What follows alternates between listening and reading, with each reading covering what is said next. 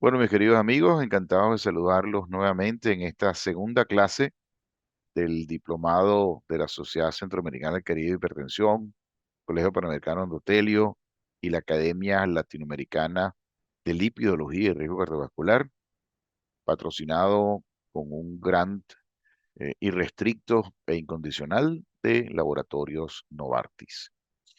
Bueno, la clase primera fue muy interesante, hubo gran cantidad de preguntas.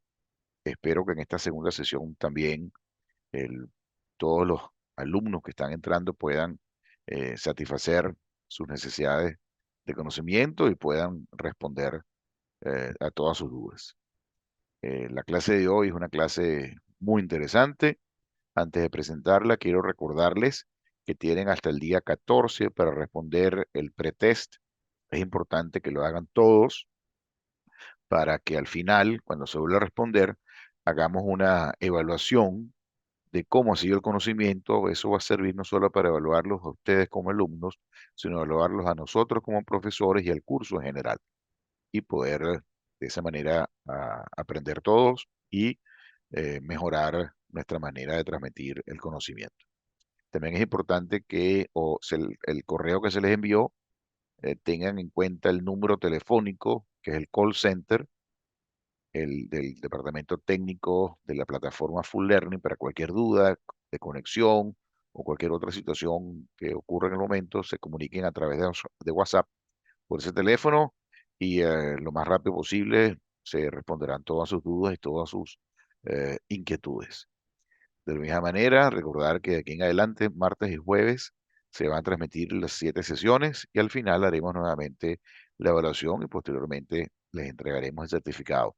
Para lo cual es importante que asistan al menos al 80% de las clases y que respondan por lo menos el 75% de las preguntas. Sin más preámbulos y sin más anuncios parroquiales, vamos a presentar a los profesores de hoy. En la primera conferencia, muy importante, que es un poco aclarar la duda en todo este panorama, todo este partículas proaterogénicas que ya evaluamos en la clase anterior: colesterol LDL, no HDL, ApoB, LPA, cuál debemos medir, cuál debemos tratar, cuál debe ser nuestra prioridad. Para ello, el doctor Fernando Wyss, de Guatemala, expresidente de la Sociedad Interamericana de Cardiología, expresidente de nuestra sociedad anfitriona, la Sociedad Centroamericana del Caribe de Hipertensión y Riesgo Cardiovascular. Es una persona con una amplia experiencia en riesgo cardiovascular, miembro de SIAC-Prevent, ha publicado gran cantidad de artículos y ha participado en innumerables investigaciones sobre prevención cardiovascular y dislipidemia. La segunda clase, el doctor Joffre Lara, que nos visita desde Guayaquil, Ecuador, expresidente del Colegio Panamericano de Endotelio y la Sociedad Ecuatoriana de Cardiología, una persona con amplísima experiencia y un don de la docencia. El profesor Lara nos va a conversar sobre la lipoproteína A, qué es, cómo se sintetiza, cómo está determinada genéticamente o ambientalmente, nos lo va a aclarar, cuál es el riesgo de tenerla elevada, cuándo la debemos medir y si efectivamente está elevada, si la debemos tratar o simplemente tratar el colesterol LDL por tener el paciente un riesgo elevado. Y también nos hablará del futuro del tratamiento de la LPA pequeña. Así que sin más introducción, espero que disfruten la clase de hoy y los esperamos para la sesión de preguntas y respuestas y por supuesto para las clases siguientes. Muchísimas gracias por confiar en el diplomado de lípidos en riesgo cardiovascular de la Sociedad Centroamericana del Caribe de Hipertensión, Colegio Panamericano Endotelio y la Academia Latinoamericana de Lípidos y Prevención Cardiovascular. Con ustedes, la clase de hoy.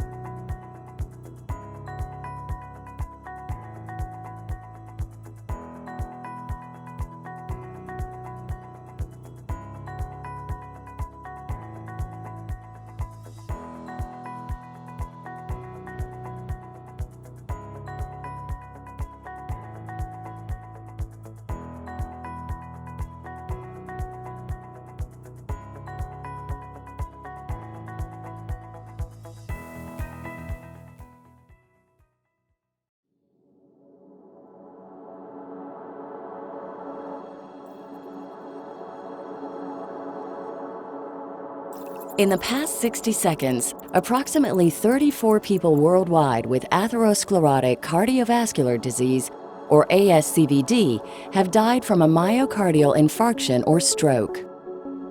Cardiovascular disease is the leading cause of death worldwide, accounting for 18 million deaths per year, with deaths estimated to rise to 24 million a year by 2030.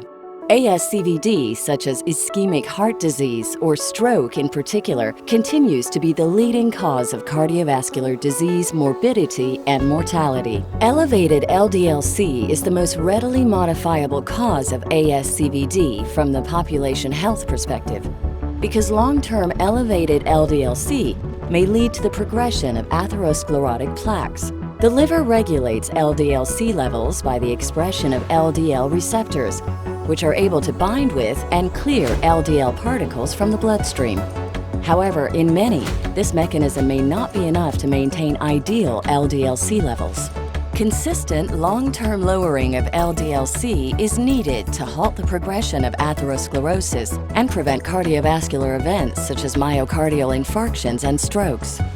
Despite the availability of effective LDL-C lowering drugs, approximately 80% of patients with established ASCVD continue to fall short of achieving and maintaining guideline-recommended LDL-C goals, highlighting the need for new management strategies, including patient education on the importance of adherence, optimization of testing, and utilization of appropriate therapies.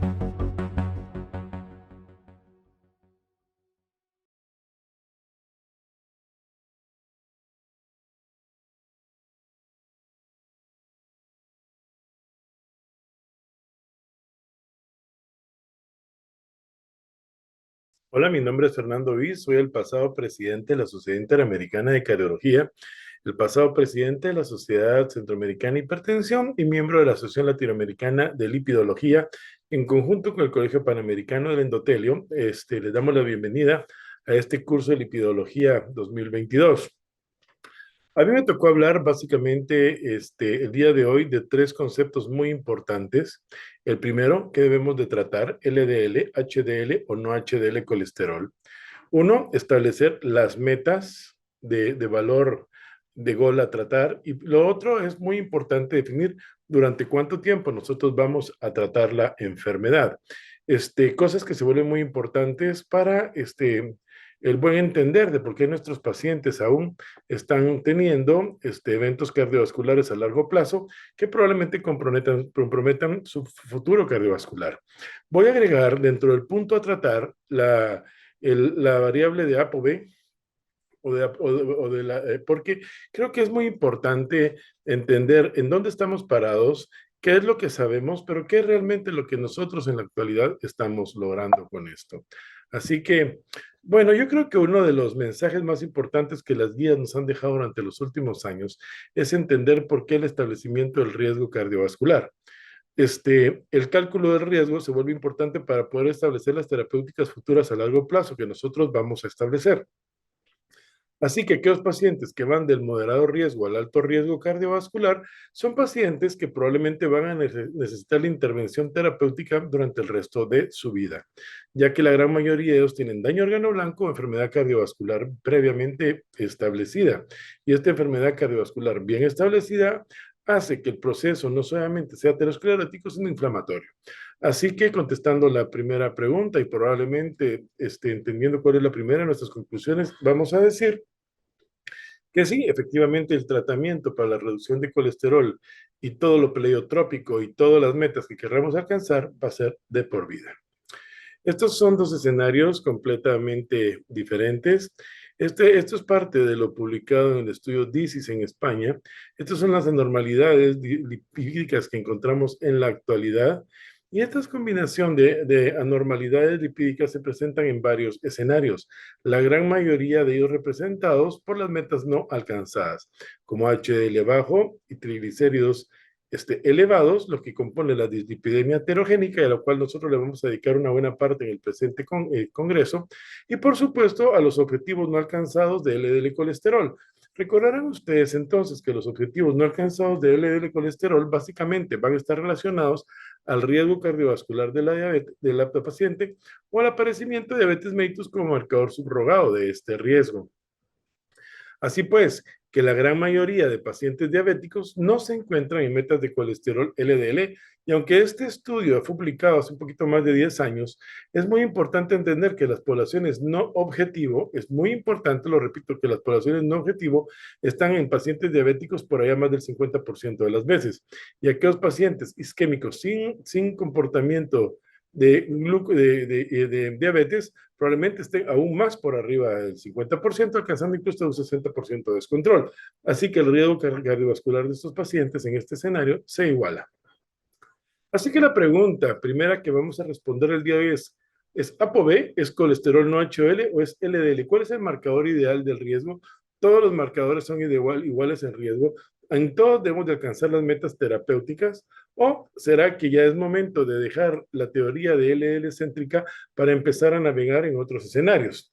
La otra situación que pretendemos reponer hoy es que si nos encontramos realmente en la actualidad de poder decir y poder medir directamente el colesterol no HDL o la lipoproteína B, y poder decir que estos marcadores a largo plazo son los que vamos a utilizar. Y es probablemente aquí donde se enmaraña un poco esta historia. Ok, esta es la trayectoria del colesterol no HDL a través de la vida. Aquí tenemos 3 escenarios diferentes en categorización.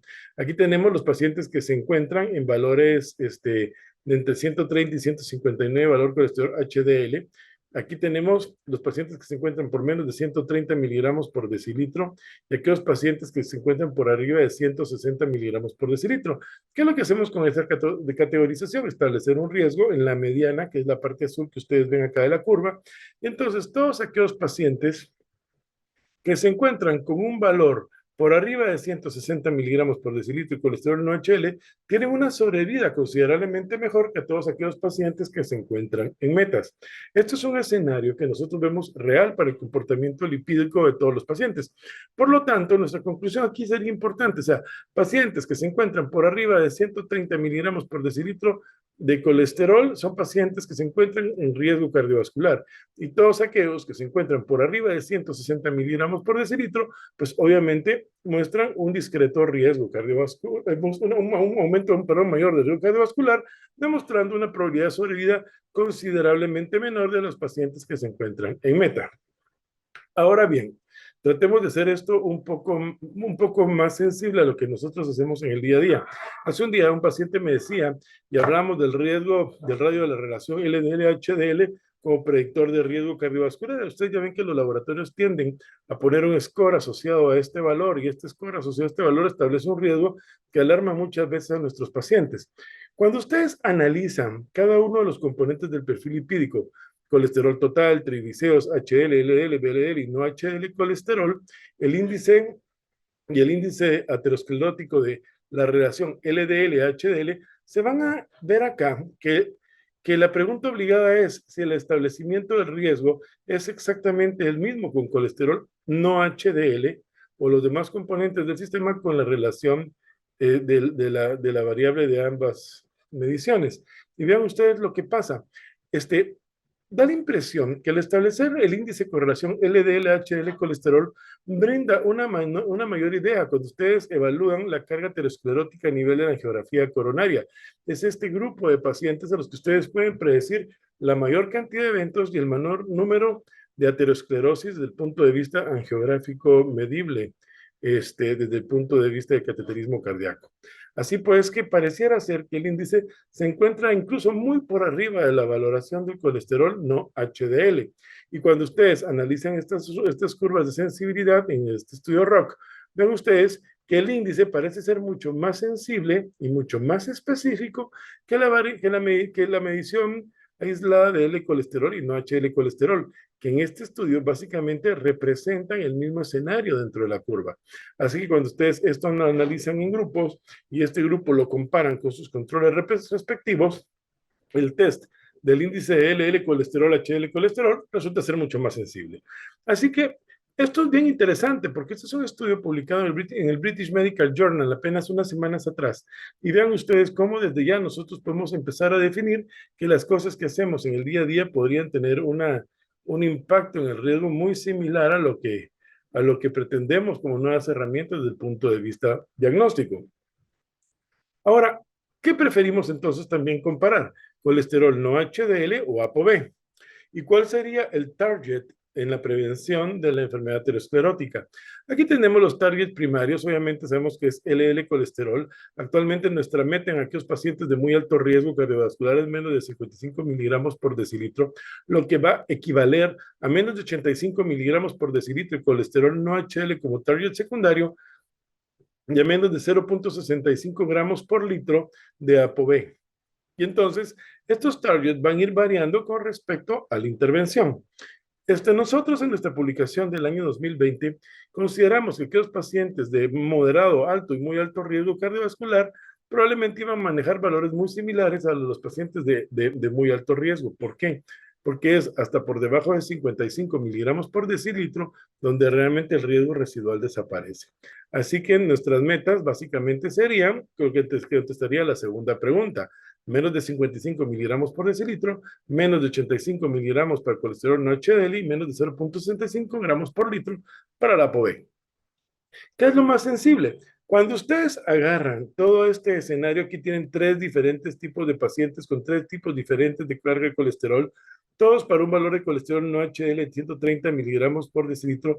Vean ustedes cómo el segundo paciente ese pareciera ser un poco más sensible a la presencia de las lipoproteínas.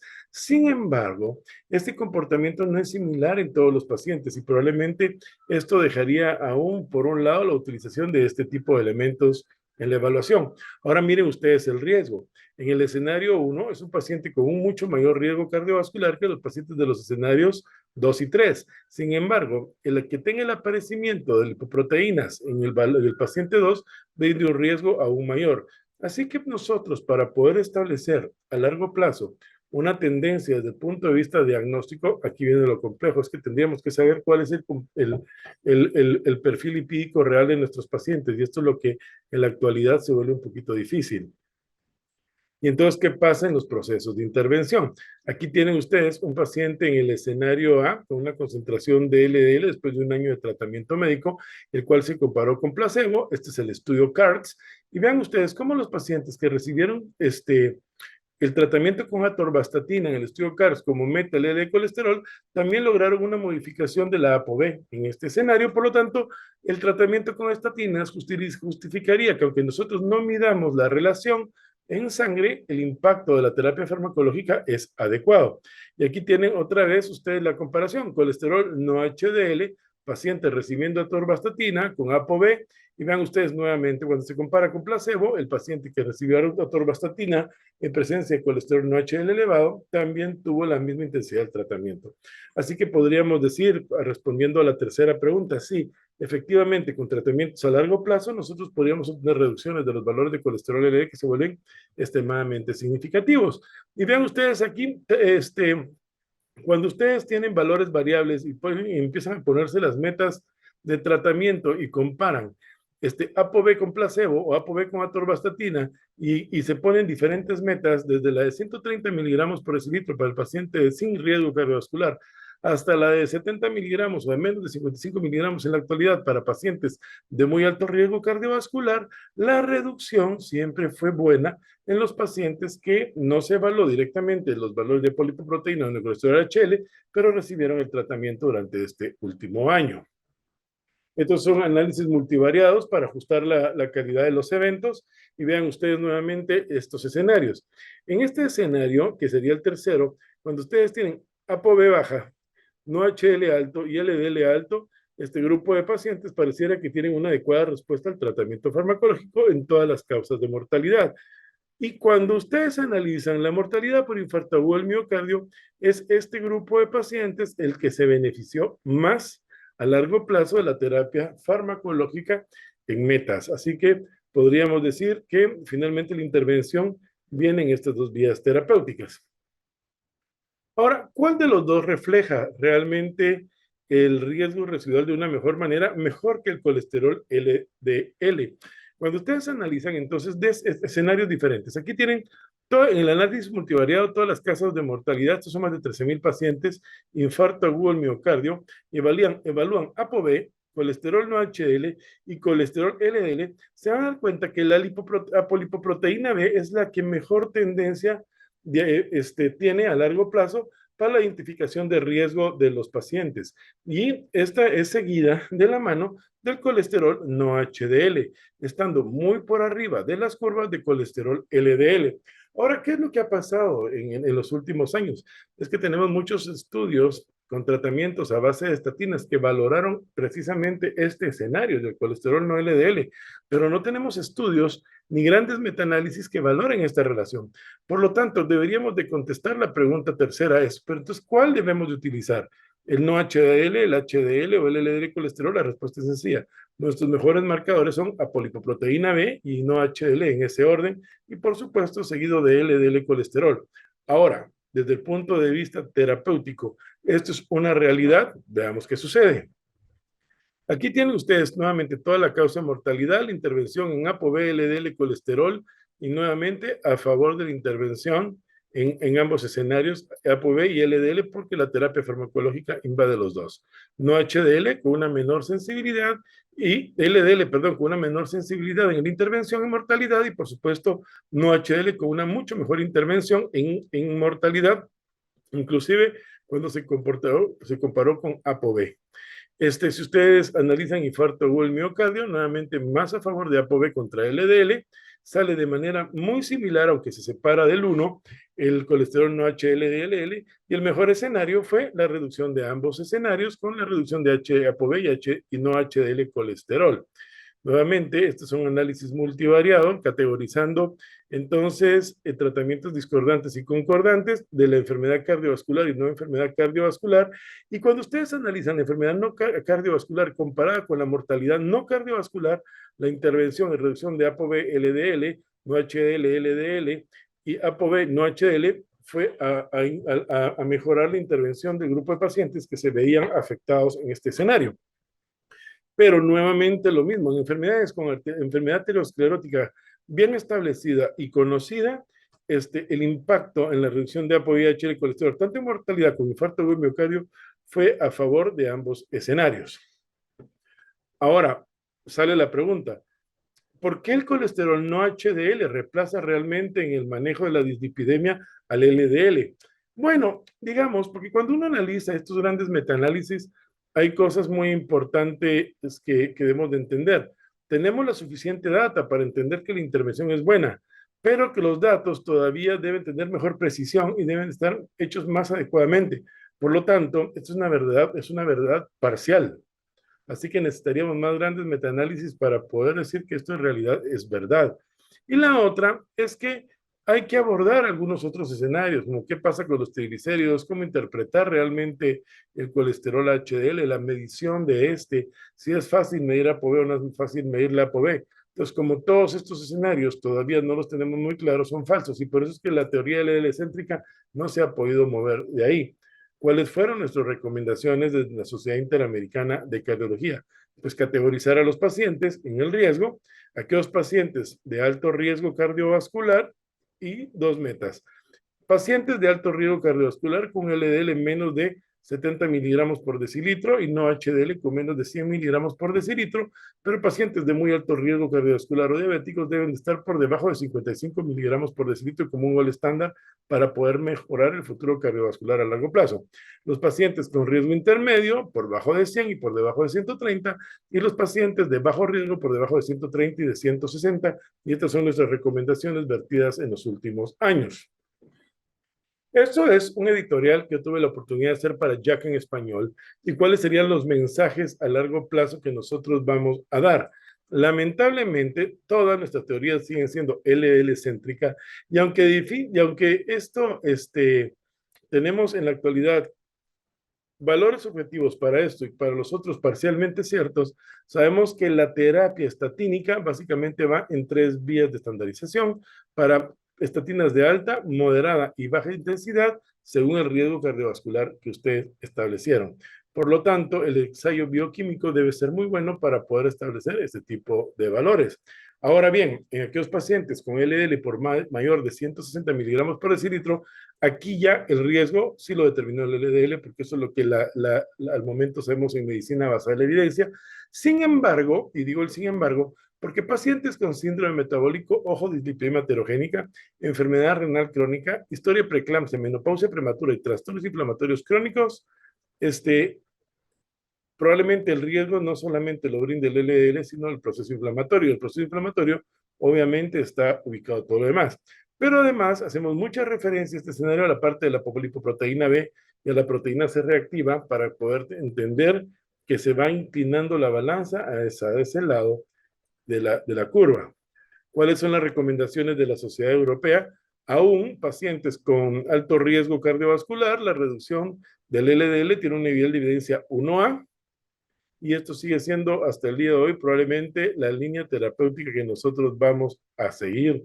Y dependiendo del escenario, el nivel de evidencia puede ir cambiando, pero siempre seguimos siendo parte de la teoría LDL céntrica. Las recomendaciones, dependiendo del riesgo, es que si no tenemos el score de riesgo previamente bien calculado y el nivel de evidencia es 1C, probablemente nuestras intervenciones van a ser pobres. Así que, si ustedes se dan cuenta, ninguna de las guías todavía tienen un nivel de evidencia adecuado para considerar no HDL o lipoproteínas o apolipolipoproteínas como medición de riesgo y target terapéuticos en riesgo. Y aquellos que la recomiendan tienen un nivel de evidencia 2AC, lo cual lo aleja mucho todavía de llegar a procesos de intervención claros. Así que el cálculo del riesgo cardiovascular viene íntimamente relacionado al valor del score que calcularon, al proceso de prevención primaria o secundaria y al nivel de LDL basal que ustedes van a llevar a metaterapéutica. Ahora bien, ya hablamos que las estatinas van a lograr una adecuada intervención desde el punto de vista farmacológico de este grupo de pacientes. Pero, ¿qué pasa en aquellos pacientes con dislipidemia aterogénica? Vean ustedes que al agregar un segundo fármaco a la terapéutica, agreguemos fibratos o ácidos omega 3, o niacina, cualquiera de lo que ustedes quieran agregar. Yo me quedaría en el escenario con los fibratos. Vean ustedes que para colesterol no HDL logra una reducción que puede llegar hasta el 16% del valor basal que considerado inicial en el momento del inicio terapéutico. Y esto va a disminuir a través del agonismo de la actividad PPAR-alfa, la ApoC, la lipoproteína lipasa y los triglicéridos libres plasmáticos. Así que yo creo que el decir terapias farmacológicas combinadas, como lo vamos a ver ya en las últimas diapositivas, puede ser el futuro del tratamiento en pacientes que consideremos a NOACH y ApoB como marcadores de riesgo cardiovascular. ¿Cuál será la utilidad clínica entonces a largo plazo de estos medicamentos o de estas variables lipídicas? Bueno, sabemos que la reducción del LDL llega hasta 42% cuando se inicia la terapia con estatinas, el del colesterol no HDL hasta la reducción de un 39% y de la ApoB hasta de un 33%. Así que la respuesta es sí, todos son metas terapéuticas, todos sin excepción alguna, porque implícitamente sabemos que esta reducción existe con la terapia farmacológica. ¿Por cuánto tiempo lo vamos a mantener? Pues este paciente crónicamente inflamado en alto riesgo terminará tomando los medicamentos toda la vida. Ya con el paciente en tratamiento, ¿cuál sería el porcentaje de la población que va a alcanzar las metas? Vean cómo es interesante que indirectamente el 54.8% de los pacientes que toman una estatina alcanzan metas más rápidamente para reducción de ApoB, lo que justificaría en la otra línea que utilizar el tratamiento a largo plazo para estos pacientes también trae de la mano reducciones mayores en lo que consideramos ahora el marcador más importante de riesgo cardiovascular. Vamos a las conclusiones y mensajes finales. Nuestra recomendación sigue siendo que el cálculo de riesgo cardiometabólico es importante y lo gradamos con un nivel de evidencia 1A. O sea que no podemos dar tratamientos sin que tengamos claro hacia dónde vamos. Que el LDL colesterol tiene una meta que nosotros estamos sugiriendo y aquellos pacientes de muy alto riesgo cardiovascular es de menos de 55 miligramos por decilitro o al menos la reducción del 50% del valor de colesterol LDL. pero recordando que hay que reducir hasta 85 miligramos por decilitro el colesterol no HDL, y esto lo dejamos como un nivel de evidencia 1A. En dislipidemia heterogénica es el mismo proceso de intervención, nivel de evidencia 1A. Y para el cálculo del riesgo cardiovascular y las estrategias diagnósticas, el colesterol no HDL como meta única subrogado por la ApoB tiene un nivel de evidencia 1B. Así que es muy importante entender que cuando nosotros estamos accesando al riesgo, estamos midiendo de una manera indirecta el nivel de ApoB. Por lo tanto, estos pacientes de mucho riesgo tienen que tener la ApoB elevada, nivel de evidencia 1B. ¿Cuál es el escenario entonces en la combinación de estos diferentes paradigmas? Tenemos valores muy discordantes. ¿Quiénes no incrementan el riesgo de mortalidad? Los que tienen elevado el LDL, pero baja la no HDL y la ApoB. Pacientes con LDL aislado no tienen un riesgo cardiovascular mayor del que ya presentan por valor de LDL. Aquellos pacientes con LDL bajos aumentan, pero que tienen no HDL alto y ApoB, aumentan hasta un 21% el riesgo de mortalidad y hasta un 78% el riesgo de infarto agudo del miocardio. Ojo con este paciente, porque que ustedes tengan LDL normal no quiere decir que el no HDL o el ApoB sean normales. Y cuando ustedes tienen LDL bajo, no HDL alto aisladamente o ApoB alto aisladamente, el aumento de la mortalidad va hasta el 23%, el infarto agudo del miocardio hasta el 23%. Así que, por favor, es obligado, en la medida de lo posible, obtener los valores de colesterol no HDL o ApoB. Vamos a la pregunta de las estatinas. ¿Hay que mantener el tratamiento con valores de LDL normal? Pues si nosotros no tenemos la manera adecuada de medir colesterol no HDL o LDL, yo les diría que sí. Porque bueno, el no HL se podría calcular, pero la ApoB obligadamente hay que medirla, y es de aquí donde puede estar el tropezón del momento terapéutico. Así que si nosotros creemos que el mantener la terapia puede reducir estos valores de riesgo, pues la respuesta obligada es que sí, lo debemos de hacer. Vamos nuevamente a nuestras recomendaciones. En aquellos pacientes con al menos riesgo moderado en adelante, obviamente la monoterapia con estatinas tiene un nivel de evidencia 1A, así que se la vamos a dar a todos los pacientes. En la combinación con ezetimiba, son aquellos pacientes en que las metas no se logran alcanzar, y esto con las dosis de estatinas de alta intensidad es muy difícil que no se logre, o aquellos pacientes intolerantes que requieren una reducción añadida y que el ezetimiba pueda asociarse para evitar los efectos secundarios. Fenofibratos en prevención primaria o secundaria, niveles de evidencia muy diferentes, 2AB, 2BC, todavía hay mucha opinión del experto, pero en prevención realmente de pacientes de alto riesgo, la combinación en dislipidemia heterogénica podría ser útil. Esto pues habrá que seguirlo viendo después del estudio Prominent. Quién sabe si todo esto que digamos todavía sea una verdad a medias. Ok, pero ¿qué es el impacto a largo plazo de lo que nosotros estamos evaluando? Aquí tienen ustedes la concentración de dos tratamientos, el del combinado con rosuvastatina y ácido fenofíbrico, y el ácido fenofíbrico solo. Vean ustedes cómo la reducción en los valores de la concentración de valores lipídicos son muy importantes durante los primeros días de utilización. ¿Qué es lo que se obtiene? Un incremento en la combinación de la terapia farmacológica. Aquellos pacientes que llegan incluso a combinaciones muy chicas de 10-135 miligramos alcanzan un aumento del colesterol HDL que es significativo, una reducción de los triglicéridos que es significativo, una reducción del L de colesterol que es mucho más significativa, pero vean ustedes el impacto en colesterol HDL y ApoB. Este impacto en colesterol no HDL y ApoB también es muy bueno, y logra reducciones que vienen de la mano. Así que a dosis de 10 y de 20, de 10, 135 y 20, 135 para ambos escenarios, es aún en reducciones mucho más significativas que las que vemos en LDL colesterol. Así que yo creo que la terapia combinada aquí tiene buenos resultados a largo plazo y nos muestra cosas importantes hacia dónde vamos a ir caminando. Y las reducciones medias en el cambio de la línea basal desde la primera hasta la última visita hizo que esta terapéutica se hiciera sostenida a lo largo del tiempo. Así que, pues, yo creo que esta pregunta, luego de estos 2 años de tratamiento, esta pregunta de si por cuánto tiempo, es que sigue siendo para toda la vida, y le hemos contestado los últimos 20 años de la misma manera. Riesgo residual. ¿Qué concluimos nosotros con doctor Ponte y todo el grupo del Task Force de riesgo residual?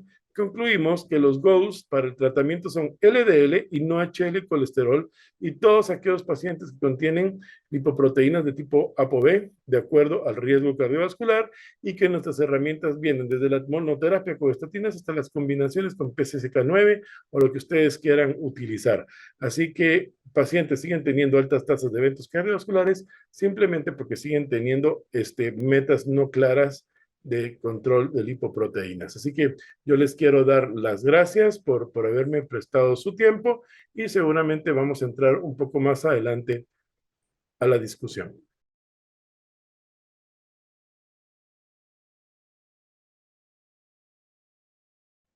En primer lugar, deseo agradecer a los organizadores de este diplomado de lípidos y riesgo cardiovascular, una visión al futuro, por haberme invitado para discutir con ustedes el tema de la LPA, marcador o factor de riesgo. Debemos tratarla, ¿por qué y con qué? Los objetivos de esta presentación son, primero, revisar la estructura de la LPA, segundo, los métodos de medición, indicaciones para su dosaje, su correlación con los distintos grupos étnicos, tercero, evaluar el papel de la LPA en el desarrollo del proceso aterosclerótico y sus desenlaces clínicos, así como también su papel en la progresión de la estenosis valvular aórtica y revisar las estrategias de tratamiento en pacientes con niveles de LP altos y riesgo cardiovascular intermedio y elevado. Para iniciar, quisiera ver cuál es la estructura de la LPA. La LPA tiene similitudes con otras dos moléculas, con la LDL y con el plasminógeno. La lipoproteína A, que los americanos llaman la Lp(a), tiene un tercio de su estructura proteica, un tercio de su estructura lipídica y un tercio en su estructura de carbohidratos.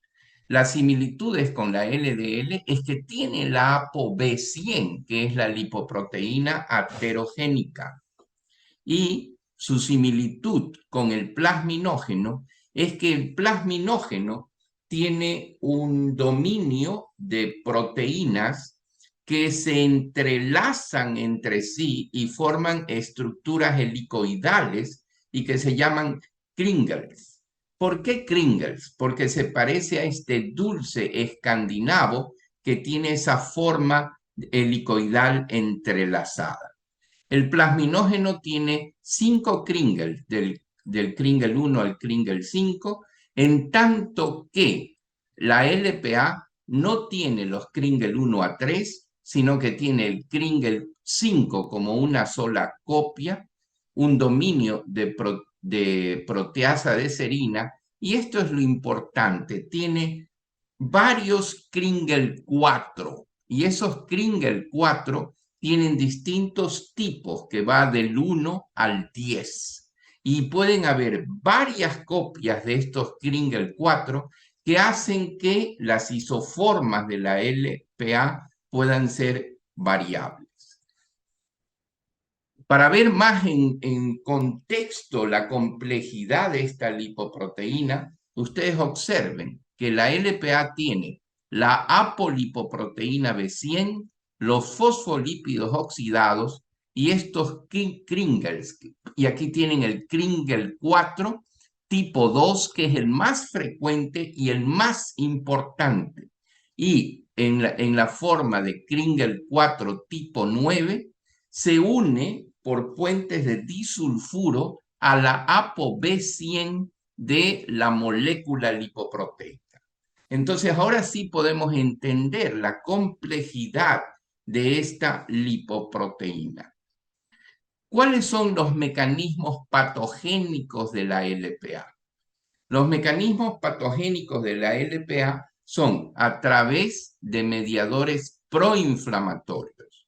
Los fosfolípidos oxidados de la LPA permiten que esta lipoproteína, al transmigrar a la íntima de la pared vascular sea captado por los macrófagos y estos expresen interleucina 8, liberen citoquinas, produzcan proteínas quimiotácticas monocitarias y los fosfolípidos oxidados promuevan inflamación dentro de la pared vascular.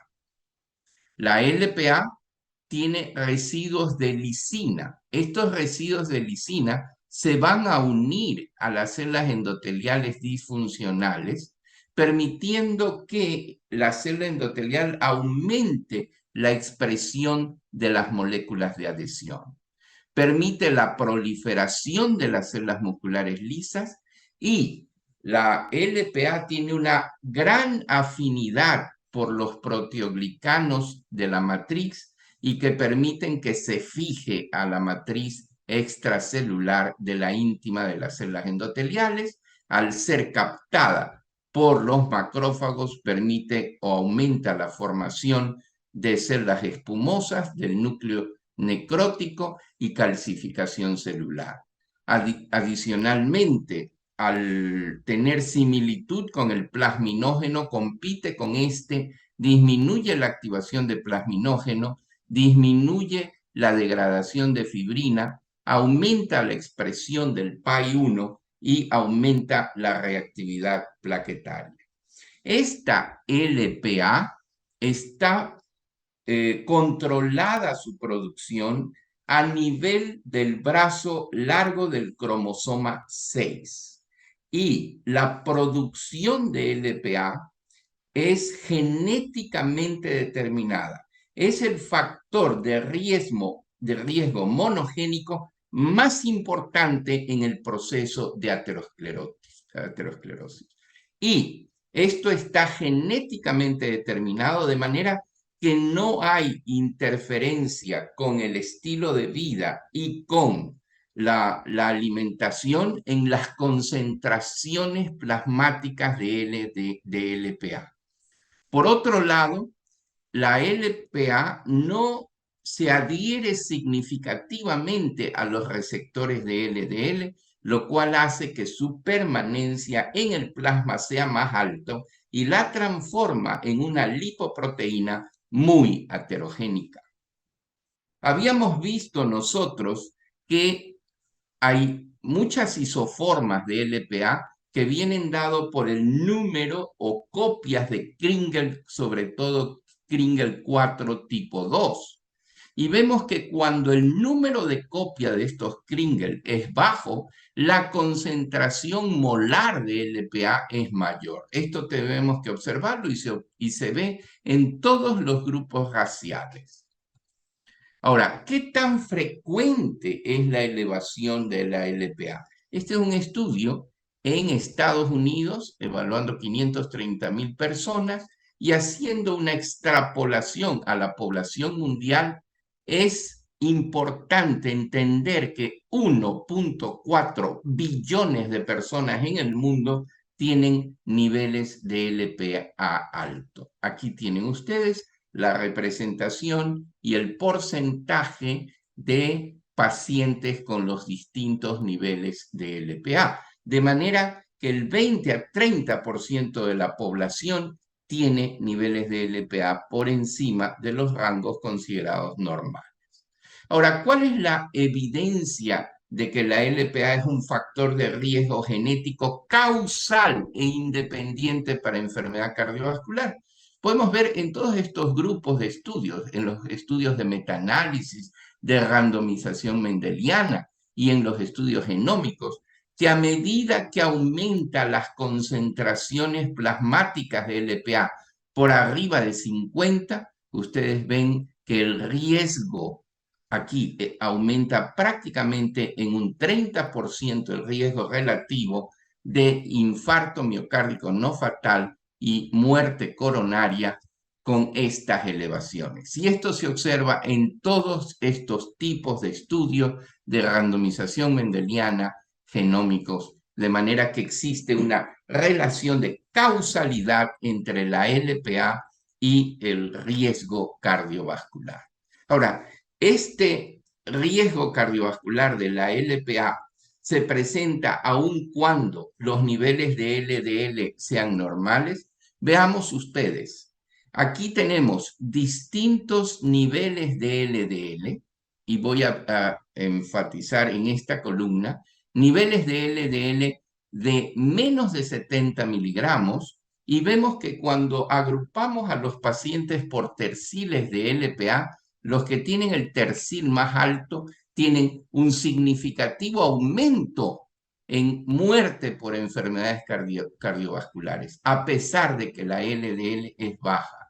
Y esto no solamente se ve por muerte cardiovascular, sino también en relación con muerte por enfermedad coronaria, estratificados de la misma forma, con LDL bajo y terciles altos de LPA y muerte por todas las causas. De manera que podemos concluir que aún en pacientes con LDL de menos de 70, los terciles altos de LPA exponen a desenlaces duros de enfermedades cardiovasculares.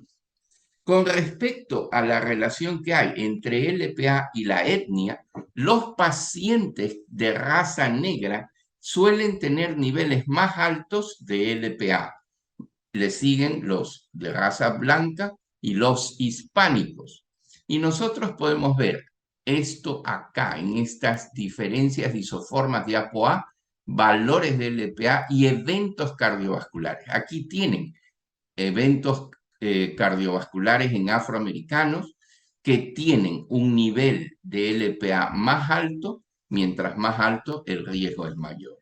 De manera que en todos los grupos étnicos se sigue repitiendo esta relación de causalidad. Ahora, ¿qué sucede en los estudios en que se analizan o se utilizan estatinas para reducir el riesgo cardiovascular? Aquí tienen ustedes Langenheim y los otros. ¿Qué encontramos? Que a pesar de que los niveles de LDL, por ejemplo, en el estudio Einheim, estén en 65 miligramos por decilitro, el grupo que está en el cuarto cuartil de LPA, más de 50 miligramos por decilitro, aumenta el riesgo relativo casi en un 60% de aumento del riesgo relativo. Y cuando vemos todos los estudios de estatinas, esto se repite, de manera que hay un riesgo residual que es explicado en estos estudios por los niveles de LPA. La LPA, por lo tanto, forma parte de todo ese riesgo lipídico residual del que tanto hemos hablado. Ahora, ¿qué efecto tienen las estatinas con respecto a los componentes de la LPA? Que son los fosfolípidos oxidados del ApoB, que es característico de la estructura de la LPA, y también con los niveles de LPA. La atorvastatina, a todas sus dosis y todas las estatinas, no reducen los niveles de LPA ni de sus fosfolípidos asociados a su ApoB100. De manera que las estatinas incluso aumentan los niveles de LPA. Y cuando nosotros queremos hacer una estratificación de riesgo, aquí tenemos un estratificador de riesgo, el Reynolds, y ustedes ven que en ese grupo de pacientes con riesgo intermedio, riesgo de eventos cardiovasculares a 10 años entre 15 a 20%, cuando los niveles de LPA están elevados, el riesgo cardiovascular aumenta de manera tal que en los pacientes de riesgo intermedio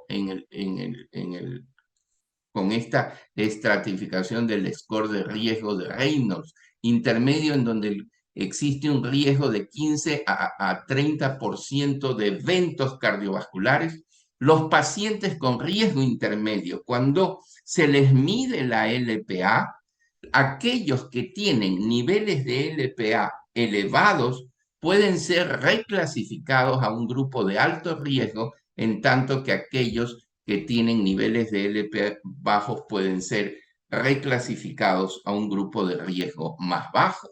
Importancia adicional en la medición de la LPA.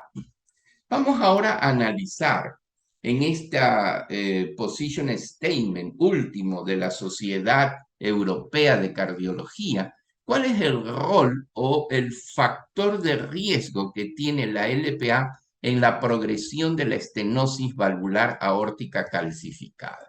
Y vemos que en los estudios observacionales existe una fuerte asociación entre niveles altos de LPA y estenosis aórtica. Vemos la relación de LPA, sus fosfolípidos oxidados y la autotaxina, que ya veremos posteriormente qué representa, su relación con la progresión de la estenosis valvular aórtica calcificada. Y vemos que aquellos pacientes que están en el tercil más alto, más de 58 miligramos por decilitro, la progresión o la tasa de progresión de la estenosis aórtica valorada por el cambio de la velocidad pico en metros por segundo y por año es mayor que en aquellos que tienen niveles más bajos. Y lo mismo sucede cuando medimos los niveles de fosfolípidos oxidados asociados a la ApoB100. De manera que hay una relación de causalidad con progresión.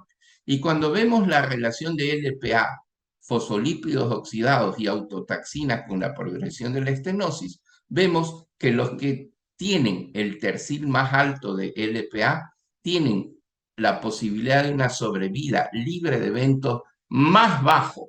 Y esto sucede con los niveles de LPA y con los niveles de fosfolípidos oxidados.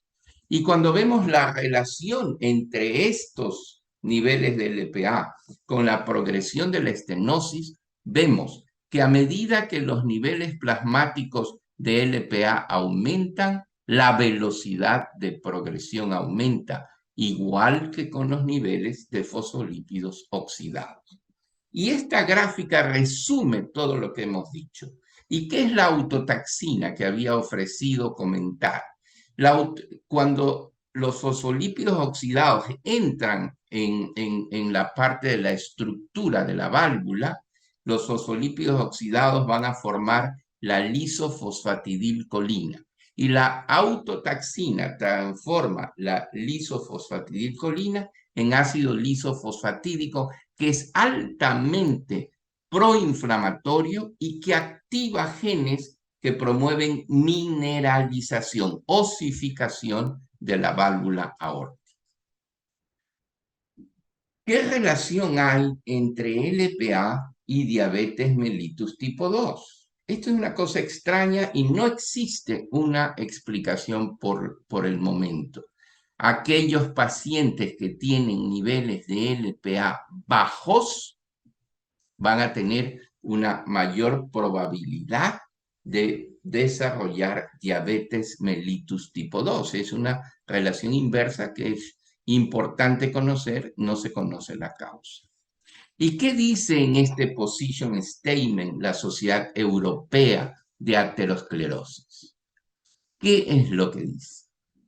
Que a medida que los niveles de LPA aumenta, existe una asociación causal y continua con enfermedad aterosclerótica cardiovascular.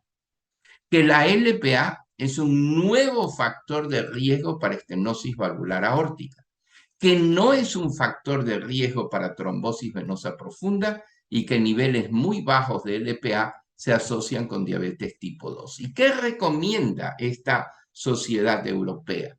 Que la LPA debe de medirse por lo menos una vez en los adultos, que la interpretación de las concentraciones de LPA deben de hacerse en el contexto del riesgo absoluto global cardiovascular del individuo, que aquellos pacientes que tienen LPA alta tienen que intensificarse el control de otros factores de riesgo como LDL y presión arterial, y que en el horizonte están apareciendo, como vamos a ver pronto, medicamentos que son capaces de reducir directamente los niveles de LPA.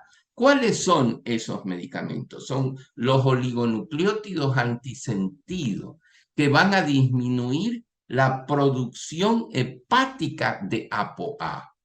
y también los inhibidores del RNA mensajero para que se forme la apolipoproteína A.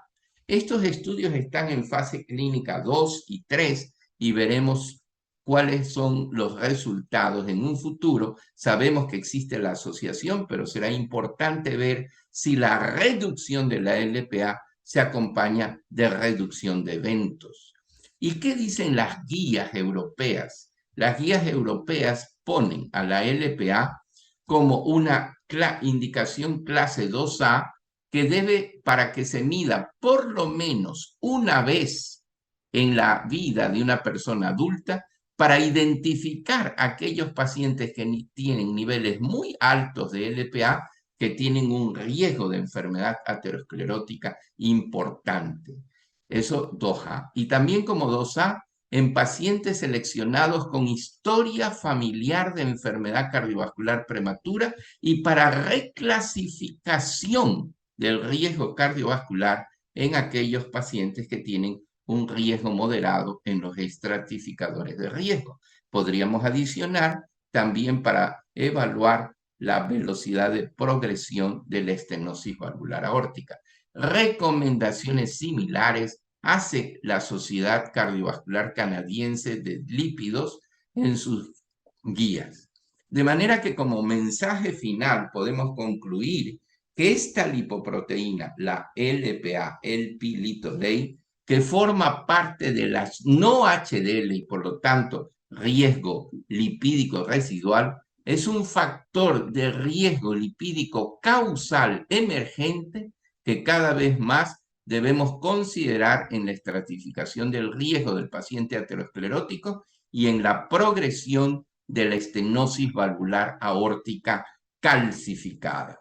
Estas son las referencias que yo sugiero revisar en este diplomado y les agradezco mucho por su atención a esta presentación. Muchas gracias.